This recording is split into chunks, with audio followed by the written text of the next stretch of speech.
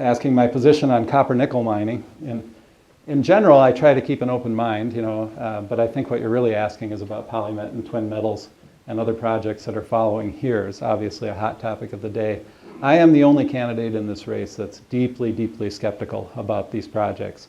I'm not going to say I'm completely against them, because I'm never completely against anything. I think if they could convince me that they were environmentally harmless and protected our water and provided quality jobs for the community, I could be convinced, but they've got a long, long way to go to convince me of that. So here's my take on those two projects in particular.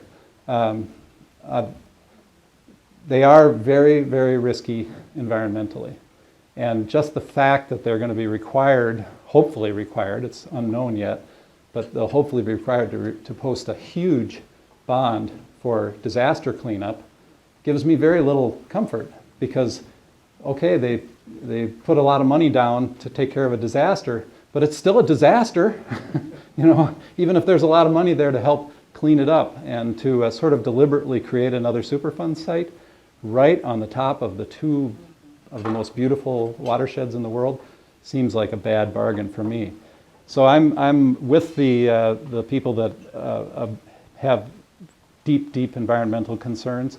I think there are many, and we've seen, recently the disaster in Canada, and then most recently the Animas River. And I know that's comparing apples to oranges. So, I'm not unsophisticated on that, but it's still troublesome. And the assurances of the mining companies don't go very far with me, because every single project they've built that's polluted, they've assured people, don't worry, it won't pollute. So I take that with a giant grain of salt. But just for a minute, let's pretend that they're right and that there'll be no environmental damage at all. Let's just set that aside. I still don't think they're good projects, and here's why. I think they're bad economic development. They're very short term, they're non-sustainable, they're big projects, big money, I won't deny that, and we need the jobs. The jobs are important, but those aren't the kind of jobs we want. In this modern age, these projects are going to be man camps. They're going to be, Frank Ungaro, the director of the Minnesota Mining Association, says publicly all the time, said it many times, this could be our North Dakota. And when I read that, I cringe. I'm like, have you been to Williston? Is this what you want? You want giant man camps that clear out the community, create a lot of crime, prostitution, gambling, all kinds of community problems, tend to drive out other sustainable jobs, and then in a very short time, mining companies are very efficient nowadays, in a very short time, they're gone. Either the mine plays out or the commodity market crashes, which is common in those markets, and they're gone, and what do they leave behind? And so I just don't think it's wise economic development. Environmental damage aside, I just don't think they're good projects for this area. It's tempting, and I understand that, and I honor the people who are supporting it from the sense that they want to create jobs. But I think they're just misguided. I don't think, it's not the iron mining industry. I support the existing iron mining industry. I'm all about value added. I think we should be making steel and steel products right at the gates of the taconite mines.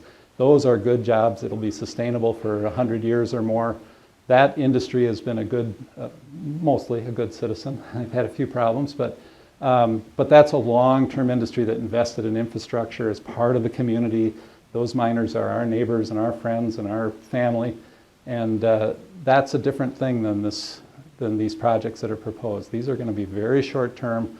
Most of the jobs will probably come from out of the area, people coming in, short-term, boomer-type workers, and frankly, they're a bad deal. Most of the money that's earned goes to foreign investors that are floating around on their yachts around in the Mediterranean and the Caribbean. If you've ever been down to the Caribbean, you see them down there. And like, who are these people? And that's the jobs and the little bit of royalty are just, in my mind, aren't enough. Those mining laws need to be reformed. So if we do mine in Minnesota for precious metals, at least we get a good deal out of it. To just give it away seems very foolish in my mind. So that's my take on the mining. I am opposed to those projects as they stand right now, and I am the only candidate in this race that has that stance.